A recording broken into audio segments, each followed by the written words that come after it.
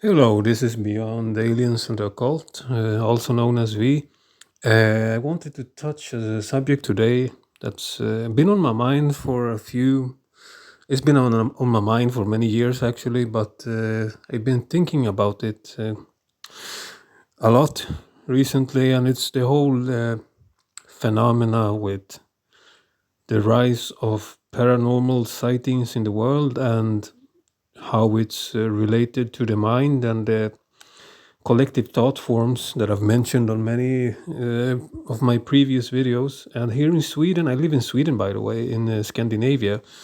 And the thing is with Sweden here, I read many articles that in the past state that we are like the most skeptic country and atheist country in the world in comparison to other countries' statistics in belief in the paranormal and the esoteric, and and this is probably why we get much less cryptid sightings in Sweden, for example, than in the USA or North America and other parts of the world, because I've made I've drawn the conclusion that this is all related to the collective thought forms, also known as egregores, and how they respond to your thoughts and are made by our thoughts. So basically, not everything, but a lot of it are contributed to egregores in the paranormal. The paranormal phenomena, the beings, the cryptids, in the USA, for example, in North America, I've noticed that it's the one of the highest accounts of cryptid sightings and UFOs and beings in the entire world. And how is that possible? Well, I don't think it's more special than any other place. To put it that way, I'm not talking about the ground itself or the location. I believe it's related to faith and belief. And since Sweden is, for example, one of the most skeptic countries in the world, like the articles here I'm showing you in Swedish says it's only like one of four people believes in something paranormal or paranormal abilities, the soul, life after death, creatures, UFOs, etc., etc. In the USA, it's like 50% or more that believes in all of this.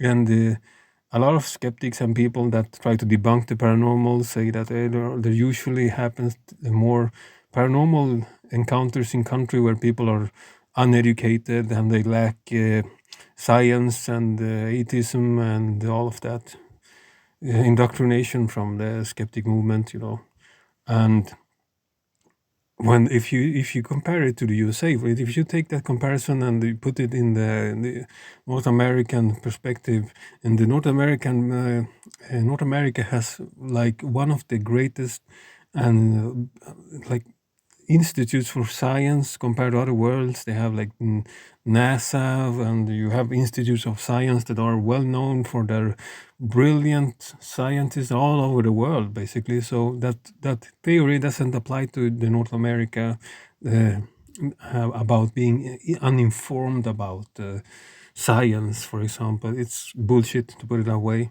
So and then how is it possible that in North America that has all of these pioneers in science and big names in science still have all of these ongoing cryptid sightings and paranormal encounters? It's because a lot of people are still religious in the USA. They are Christians and they believe in something with the soul and the creator, and they believe in ghosts, demons, angels, If faith compared, just the fact that they have this faith alone, and even if the country itself is based on science and all of that, they have institutions of science and are very advanced in that sense. That the fact that so many people are still Christians and believing in something, uh, that fact alone is enough to open up these possibilities and bring in the egregores and these creatures into existence. And I've seen the pattern so obviously with my own country. In my own country, it's in Sweden here. The non-believers are very many, and there are so many atheists. They don't believe in anything. They don't believe in the soul. They don't believe in anything after death.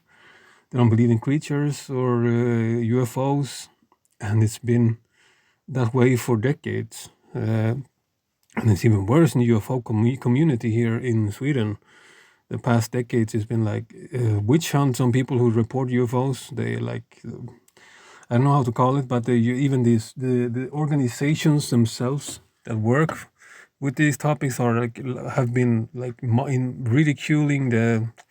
There's been like the typical, debunking and ridiculing the eyewitnesses and never giving a true objective analysis of their accounts, and just so it's been like a lot of people that haven't even wanted to report sightings to our own Swedish UFO experts, that have like they're supposed to deal with reports uh, because they don't trust their validations of their experiences. So that's how bad it's been here in Sweden. So, but all of this is starting to slowly change. I can see that it's starting to slowly change in Sweden, and people are becoming more and more in tune with reality and seeing how a lot of these phenomena are actually real and are occurring and opening up their minds. So some of the real studies here suggest that at least 1 out of 4 people are awake to this and are actually believers in the paranormal and esoteric and witchcraft, for example, and witches are escalating in Sweden. As one of the articles says here, that a lot of people are becoming going back into the old ways of belief, and it's primarily women, according to the articles. It's primarily women who are believers, and I have a reason to an explanation for that. That most women are by default more in tune with the spiritual, and they are more connected to, uh, you know, all of these things related to consciousness. And the old version of males or men in the past used to be the same. They lost it, and this is also related to hair. Believe it or not, long hair, for example, has always been part of spirituality in all cultures. Long hair was used to like antennas to tune into the other sides, the metaphysical, the spiritual, communicate with other entities, for example. But it's still ongoing in native cultures, for example. All natives have long hair, men included, and it's the belief in that hair makes us able to communicate with the other side easier. So this is one of the reasons why, for example, me as a man, I've never really liked having short hair. I can't live with short hair. I always had long hair, and my hair is not as long as it used to be. It used to be like super long, even longer than some of my exes ones at times. But I'm always felt that the hair is essential for your connection to something, and it's been part of the cultures, the belief in many cultures, and that is women is in by nature more connected today, and men used to be too. So that's one of their explanations to that, I believe, too, and how it's connected. But in overall, I'm seeing an increase in paranormal belief in Sweden too. It's getting more and more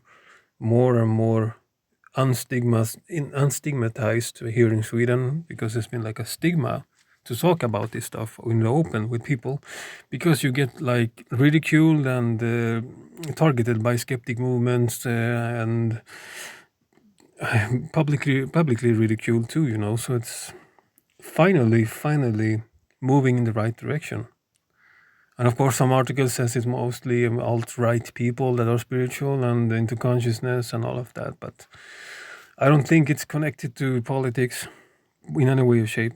I'm a strong believer in all of this, but I'm not an alt-right person, but I'm not a left-wing person either. I don't believe in politics, or because I see politics as egregores too, mass egregores. So I do not put my energy into any kind of egregore that is that strong. And ideologies and politics are egregores too. So, but maybe they are right in a sense. Some alt-right people are more spiritual and religious and conservative in that sense, that they believe in more things than the left wing people does, for example. So there might be a connection, but I don't want to talk about politics in this video. I wanted to talk about the rise of paranormal events in my country and how it's starting to escalate. And I like that because it's been taboo to talk about it for decades here in Sweden, and it's finally becoming more mainstream. So I can stop being in the shadows, put it that way, because I always felt I need, to keep a low profile, because I don't have the time and energy to be fighting with people that keep, harassing me, calling me a nutcase, that I have psychosis. I need to be taking my medication. I need to be locked up, and blah blah blah blah. Yada yada yada. I'm according to my exes or my ex-wife, I'm like the truest believer. She said there's nothing that can disrupt your faith. It doesn't matter what you're told, what kind of evidence that try to tell you it's has a logical explanation to something. You are always the biggest believer, she said. Like, and it's true, I'm the biggest believer. I will never stop believing. Maybe it's my autism, I can't change that pattern. Like, my special interest is so strong that I don't care if I'm seen as a crazy nutcase, conspiracy tinfoil head, all of that. If I don't have friends or girlfriends ever. Most people think I'm crazy, and I know that, I'm aware of that, but I'm still into this topic so much and believe in it so strongly that energy manifests into reality in this universe, that I will always keep believing and not keep quiet about it. Yeah, and I might sound crazy sometimes. I'm aware of that, but at least I'm not pointing at people in airplanes, calling them an unreal person. If you see that meme, the woman that gets like hysterical on the plane and says the guy is not real and getting off. So still haven't reached that level of craziness. So I'm still in the just in the average crazy, with belief in this. But it's getting so mainstream that soon everybody will believe in it, and there won't even be people saying anything about people like me anymore, because, well, it was meant to happen, and it's going that direction. And whether you like it or not, belief and spirituality is coming back into humanity, and it will be part of humanity for a very, very long time, and will be integrated into science too, become one, basically. And I have been keeping an eye on certain, groups in the past on Facebook regarding cryptid sightings in Sweden, for example, and in Scandinavia, and they do happen, and they are starting to occur much more frequent. For example, sightings of dogman and stuff, similar creatures. But usually the groups I've been on, or they are very, how to put it that way, they are like controlled by these new age love and light people that spread some kind of, they're just kind creatures, and they want the best for humanity, and toxic positivity, the usual spiritual narcissism stuff that I do not really like, that they try to paint an image of all these cryptids being harmless, cute little cuddly things that wants to help humanity. And they also talk like they are the prophets of these, the speakers of these creatures, and that they are in contact with them without providing, like, not even one blurry photo. There's like not even a slightly pixelated photo of a creature that could remotely resemble one of these beings. It's That's one of the reasons why I'm not very active on these sites, because it's too new agey for me. Like, it's not very balanced, put it that way, and no evidence whatsoever of the claims too. In my case, at least, the stuff I post, or most people can see there's something on my videos, my photos. You can tell shapes, and I've had like a few comments like, "What am I even looking at?" Of course, that happens. Sometimes people don't see anything, but most of the times, my evidence or my photos or my recordings through the years actually show something. Those are my thoughts about this topic, about sightings and belief in the paranormal here in Sweden and how it's connected to the collective thought forms and our consciousness.